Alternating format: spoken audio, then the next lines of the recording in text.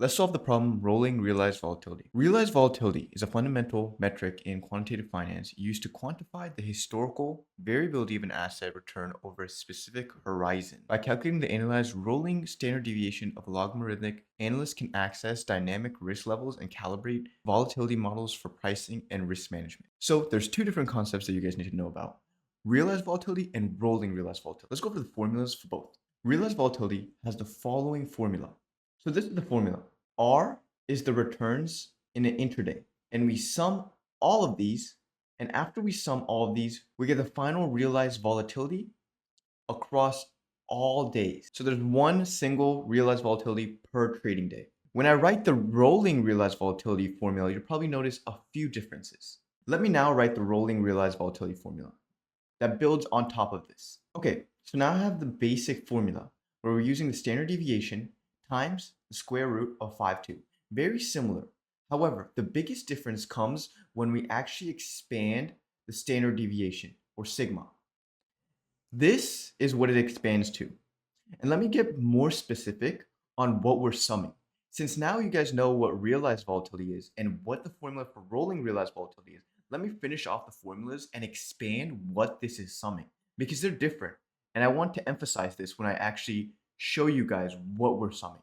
So now I've expanded both of these sums, but now we have a lot of different letters and it might get confusing.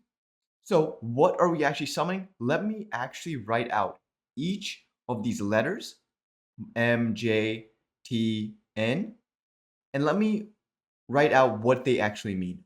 Okay, so now we have all of these letters that we use for the summation clearly denoted. A thing I want to mention is T is mentioned here, which is the days to estimate.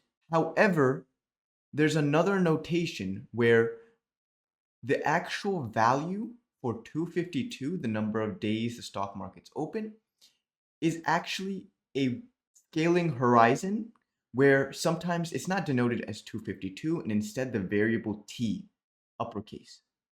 So occasionally this does happen, and keep that in mind. So it would be t squared. Instead of where 252 is, it would just be t in that location. But when we do lowercase t, I want to denote it as which days we're estimating. Now we have these two formulas. What does this relate to the task? So we're asked to use the rolling realized volatility formula on a given list of prices and an integer window. And we're asked to use a n-1 degree of freedom, which basically, if you have a background in statistics, this is Bezel's correction, which gets us closer the true variance. And you could do more research about Bezel's correction. And with this formula that we have denoted right here, we're trying to use it to return a final list of the rolling realized volatility. So let's go over how we're going to do this. There's a few different ways we could do this, but I'll go over one that's very simple to write out. So we define the log return by using the formula Ri equals the natural log of the price at index I over the price of index at index I minus 1. This is what Ri is. It's just the log of these prices, as you can see down here. In the actual problem, it's denoted as RT, and that's completely fine. So once we have the understanding of this formula, all we have to do is get the log return. So this is a log return where we use P and we shift it 1 and then divide, similar to this formula exactly. And then we're going to use it to get the rolling. And then finally, we get the annualized volatility, which is just this multiplied by the square root of 252 or T. So let's go over to Myntbit and see how to type the solution out in a more Pythonic pandas way, which you'd see more in a quant firm. So here we are. Let's code out the solution.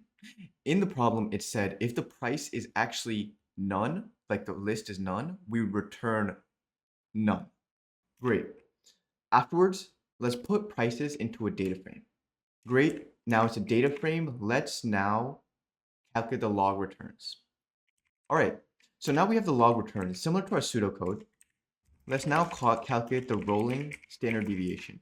After we calculate the rolling standard deviation over the window, we just have to calculate the annualized volatility, which is just the rolling SD times the square root of 525, or in this case, it could also be t, but we don't have t as a variable. We would have to determine that before we would actually put that in the standard deviation. And then we return result, where result would be a properly formatted list for annualized volatility, which is accounting for the possible non-values. And then we turn that into a list and return it. So let's see if this runs. Okay, one test case passed. Amazing. Okay, hopefully you guys enjoyed the solution and keep Myntbitting.